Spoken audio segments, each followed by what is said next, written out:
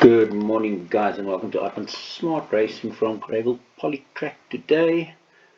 Condition standard, no rain in the last 24 hours, 65 millimeters in the last 7 days, so quite a bit, but it's the Polytrack, so that should be fine. And we start off in the first with the greenie in the name of Alpenhorn. That does have a bit of space against the rest of the field on bat 4.2 lengths. And we make that our first choice of the day, followed by a bit of roughie in second, Bella's first wave, and another roughie in third. Oh my word, it's Roy. And then Hallerbosch with Warren Kennedy now taking the ride, and Quick Response, the next best. The favorite at 1.25, Brave Voyager, can win without our money, to be quite honest with you. But just opening it up a bit, this is the Greyville 1400, and looking at the last two 1400 runs, 2 runs ago was a better one for Moodley. He gets a 3 draw today, and that's 0 on the line bat is pretty good. Bella's first wave is not far away from his last 4.66. Bella's is 4.2, so that makes him a bit of a roughie, especially with Peterson now taking the ride and win place jockey on 33% win, 22% extra on the places. For Lorenzo Karim, that's only got 2 for the day. And then another bit of a roughie in the form of Oh My Word, It's Roy. Naidu likes to drop in distance, and he's back on the 1400 after Caden Brewer on the poly. Did run pretty well on the 1600 poly here with a 2.96, which puts him right in the mix. But then Majorca took the next.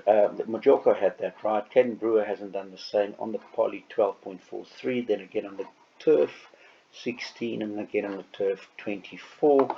So could potentially be a bit of a setup. Now dropping back in the 1400 with the best speed rating in the field. So oh my word, at Roy is 16-1 is not as bad as he seems. Moving on to the second race. And here now with the scratchings of Winded Journey and Critical Thinking, Perfect Appeal looks like the right one.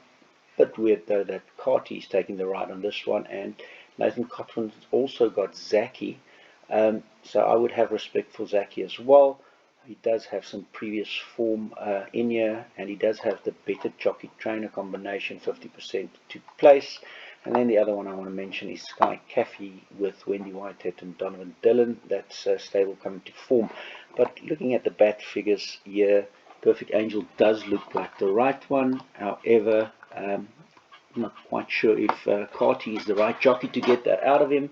So if I remove the Winter Journey that ran yesterday, was scratched, then I look at back at the 1200 here. There's the nice flash here of Perfect Appeal, but that's been on the 168 days and the bat curve days. Recently the bat 84 of 3.12 is still very good, but he did not do as well on these last exact course and distance run. So not sure if Carty will be getting that out of him.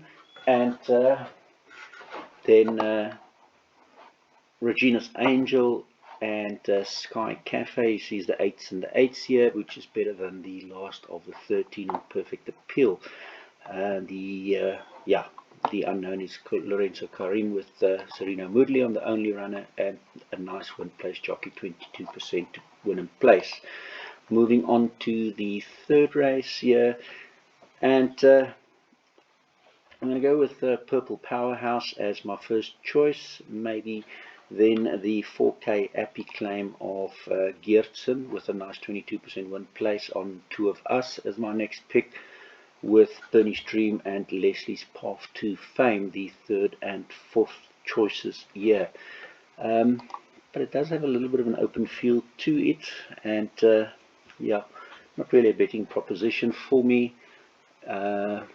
If I look at the bat figures, Purple Powerhouse and Bernie's Dream doesn't have a whole lot between them. And then the next best is Two of Us. The portion that I did like was that Keegan the Melo takes the ride on Purple Powerhouse, which is also the one that got the 5.18 as his best bat figure out of him. Where Mr. Dickon did not do as well, it was Donovan Dillon that got the 5.47 and the 5.65, so slight favour to Purple Powerhouse in this race. But I must say, Two of Us has the potential to surprise, and has had a little bit of support recently, and gets that 4K Appy claim from a one draw with the best exact distance median speed. Others to consider, maybe Tony Nassif Raiding with Rachel Vinegar as an interesting runner, 100% win place on the places, but maybe a place from him, I'm thinking.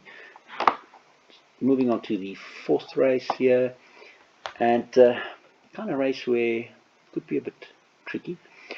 I'm going to go with Rainway as my first choice, but not a very strong first choice, followed by the one that's got the best bat figures here, and We Danced, and then Golden Archer, and then Cashew with Badenhorst and Yeni, and then an interesting jockey booking with Warren Kennedy that's taking the ride for Police Fate.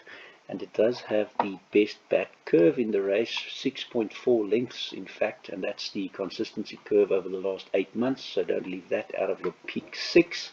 So that number 4, Khalees Faith, is definitely one to include in the fourth, but got an open field to it, 7, 6, 4, 5, 2 for me, and even number 1, Rainbow Unicorn. I made a note here, the jockey almost came down, lost at least 6 lengths on that, still ran on for second on his last run, and that is the Sakai's only ride for the day, so he'll be trying to do better today, because last time it was a small field and he still found traffic problems. So yeah, anything can really win this race. Moving on to the fifth race, and Demigod, my first choice, but I do have some healthy respect for others as well. DB Geertsen, I like the jockey, and he's taking that 4 kilos off, which now gives him only 49 kilos in this race, so definitely want to consider only runner for Goosen. Then Let's Not Linger, another 2.5 kilos off there with the Linebat horse, and then also Razzle Dazzle them, only runner for Nell with Right on board, and Lunar Eclipse, that could be Michael Roberts' double, because this one is going over a complete different distance, but looking at the bat 42, he's got 5 lengths here on bat 42 versus the second best, which is Red Rosa. So another tricky affair here for me, and have to include Lunar Eclipse in the pick 6 as well as Red Rosa, so almost got a funny little field feeling to this race. So yeah, put in as many as you like here. I'm going to go with 1, 4, 5, 3 and 8. Moving on to the sixth race, and in the sixth I do think that Master to Be is one that will try quite well, but I also think that Pink Floyd is a very decent backup for him, so those will be my first two choices, Master to Be and Pink Floyd, followed by the favourite Straight Up, and then the one with the best bat 42 and 84 figure in the form of Final Destiny as my fourth choice, and then only runner Proteus Pride with Kareem Bestel as my fifth choice. Rain or Shine, maybe my next one, with Warren Kennedy taking the right, but I almost get the feeling that he's going to battle to win this now, unless if he wasn't running as well as he could be. He's only on his third run, so he should be improving some more still, but I think that, well, maybe Warren Kennedy can get more out of him, but I'm going to go with Master to Be and Pink Floyd, and then Straight Up, Final Destiny, Protea Pride. In the seventh race, another one that could potentially be tough, be tricky. I'm going to go with Royce Command as the first choice here, and it does tick a few of the boxes. It's quite a bit ahead on the total curve, 105 points against the second best Pashton Bali on 57 points, but I don't think it really stops there. To be quite honest with you, there's some very interesting hidden figure here on Sovereign Soldier.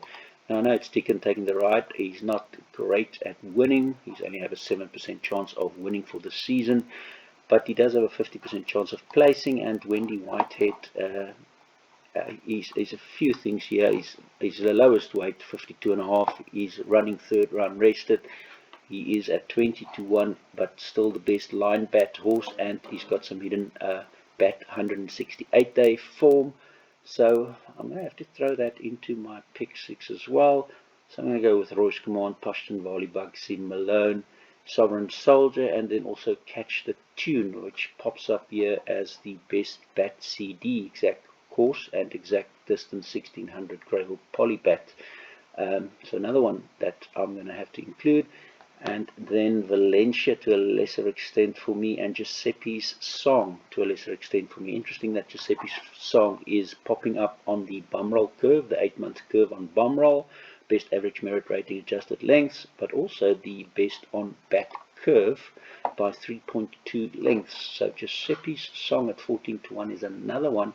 It is the last leg of Jackpot 1, so it's part of Jackpot 2 and part of the Pick 6, so the kind of race that the bookies can take out as many tickets as they want. So Giuseppe's Song and Sovereign Soldier also gets included into my Pick 6. And then in the Lucky Last race, the Lucky Last we have now with Fiery Duke being scratched, which was a top rated and also a greenie. We now move as top rated 7 to 1 Black White Dynamite, Muscat and Dillon on this race. As the first choice, does look like there's some improvement expected for me on Black White Dynamite. And then my second choice is going to be Cape Town Affair. My third choice, Miss Charlotte, that does have the back curve here and the best median speed for Garth Puller. And then I'm going to go with Movie Magic, another roughie to consider, 12.5. It's actually not far off on the back 42 days. He's lying second after Cape Town Affair, so not as bad. Also, it's his third run rest today, so I have to include him in here. And then Genie is also one that I could throw in. Gareth Van Sale and Anton Marcus here. Anton Marcus taking the ride, only 2 rides for the day. And Gareth Van Sale does run well at Greyville Poly. So another one to consider here. Could be a very tricky day, to say the least. And let's move over to the JTR combo, where we can see a lot of these things unfold. Alison Wright seems to be having a decent day with the 3 runners, Purple Powerhouse, Royce Command and Vegas Gold. Carl Hewitson and Robert Carty as Pink Floyd, that seems to be pretty decent. Looking further down here, Gavin Van Sale, Warren Kennedy on Demigod looks pretty decent. Glenn Cotson and Dickon on Bernie's Dream. Justin Snaith, Pashton Varley, the only runner for Snaith here in the first. Lorenzo Karim with Bell's First Wave, but more so Michael Miller with Alpenhorn. Mark Dixon with potentially my best for the day, Master to Be in the 6th race. Pops up here on the JT combo as well. And Nathan Cotson and Perfect Appeal does pop up well here in this race as well. That's it for me, guys. Have a great day.